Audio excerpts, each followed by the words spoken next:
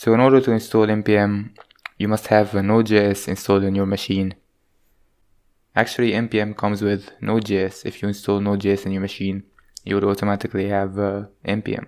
So go to nodejs.org if you don't already have Node.js, and then download it and install it. After you're done installing Node.js, you should now open your terminal or command line prompt on Windows, and if you type node-v, a version should come up. And also if you type npm-v, the same thing. So that's how you make sure you successfully installed Node and NPM. So now we can start installing NPM in our theme. I'm having htdocs folder opened here. I'm gonna browse to my theme folder, this one, and then in the command line or the terminal, I'm gonna type cd, and then on Mac you can drag the folder to get the path. And I think on Windows you can just copy the address bar. And now we should be inside the folder in the command prompt, as you can see, first theme. So to initialize npm inside this folder, we can type npm init, and you'll have to type some information. So package name, we can go to first theme, and version we can leave it 1.0.0 the default, and description not important right now. You can leave these. We can actually edit these later, so I'm gonna just leave the defaults for now. Now if you go to the Visual Studio Code or your text editor, we will have a package.json created, and it will have the information that we just filled. So we can edit this here actually. So now we have npm set up in our folder. Let's now install npm packages. So as I mentioned, we will need Gulp, and this is the official repository for Gulp. And here are the instructions to install it. So if we type npm install Gulp, it will install version 3.9, and we actually need version 4, the latest version. So we're gonna type the this line here, npm install Gulp at next, and let's open the documentation for version 4. And we'll go to the get started section.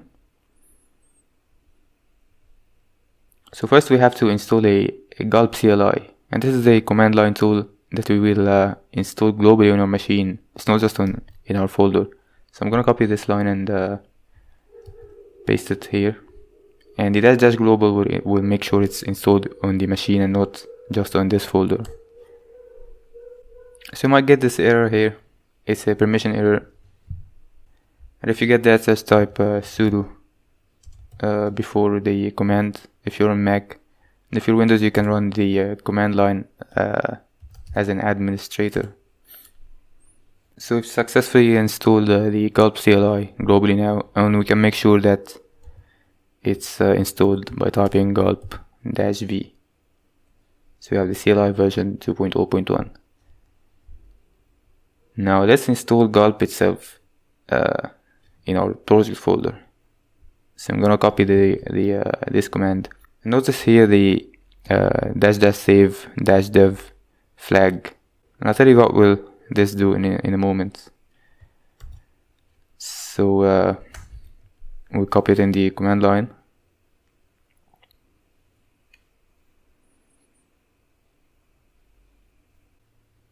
And after it's done, you can go to the package.json again, and now we will have a new key here, dev dependencies and Gulp. And that's what the --save -dev flag did. If we actually just type in the npm install Gulp, we'll not save the Gulp package in the package.json, and this is important.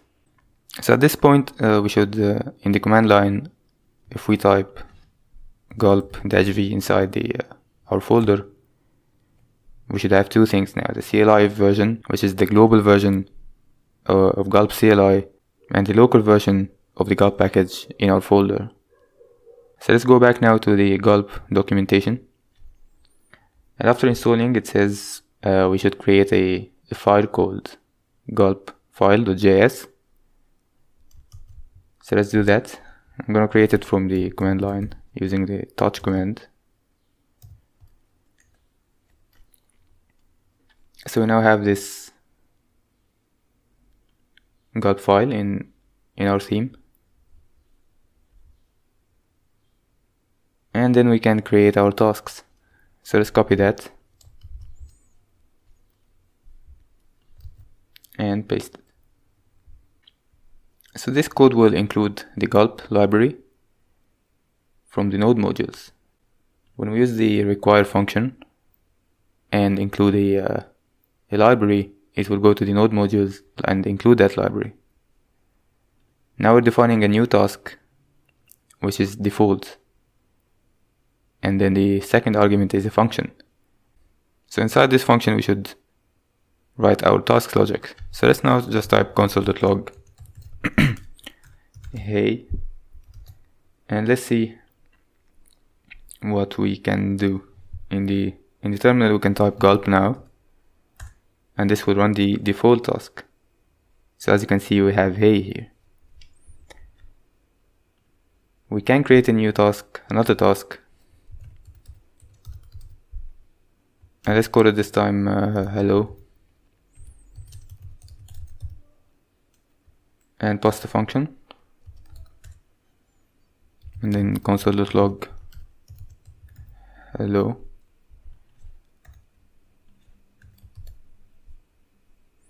Now if we type gulp hello, we'll get hello, and we have some sort of an error here.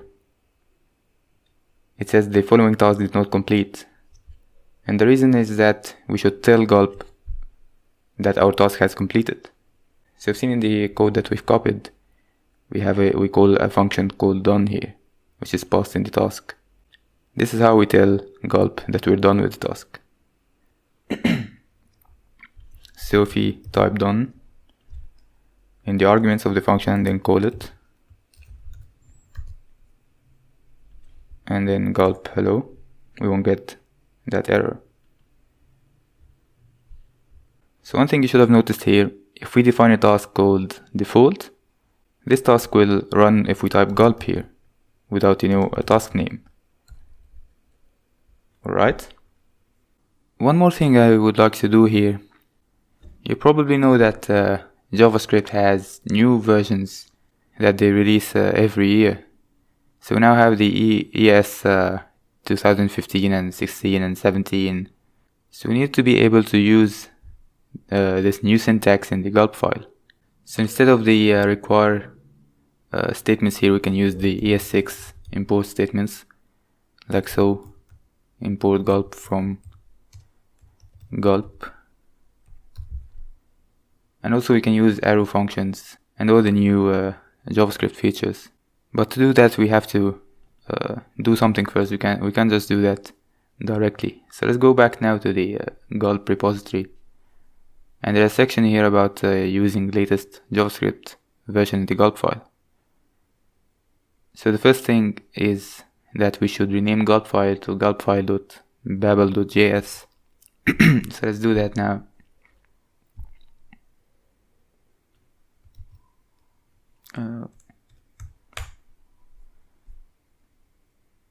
And then we should install these packages. So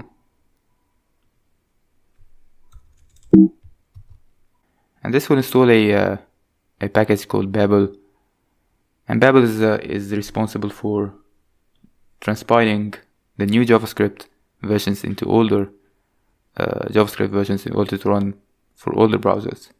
So it has some templates or presets that it can transpile. So here we're using ES15, and that is kind of old, so we can update that to a package called babel-preset-env, and that will make sure we are transpiling the latest versions So let's install that.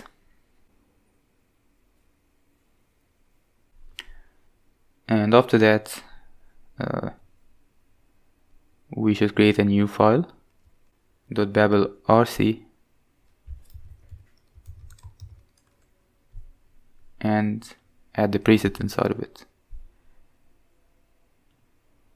So in our case, we install the env preset.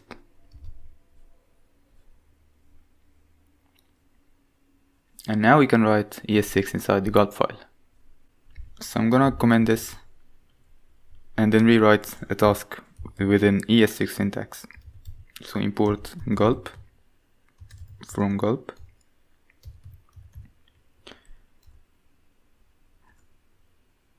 And then to create a task, all you have to do is just to export the function.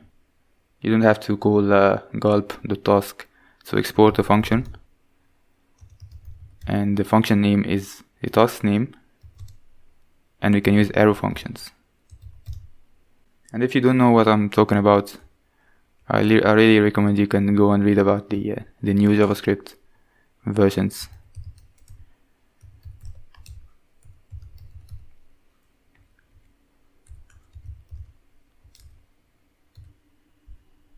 So let's now try and run gulp hello,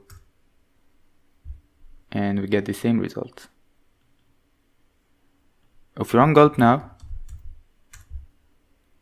we'll get an error because we have not defined a default function. And to do that in the ES6 syntax, you just have to export a default function. So export default hello and then run gulp, and it will run the hello function.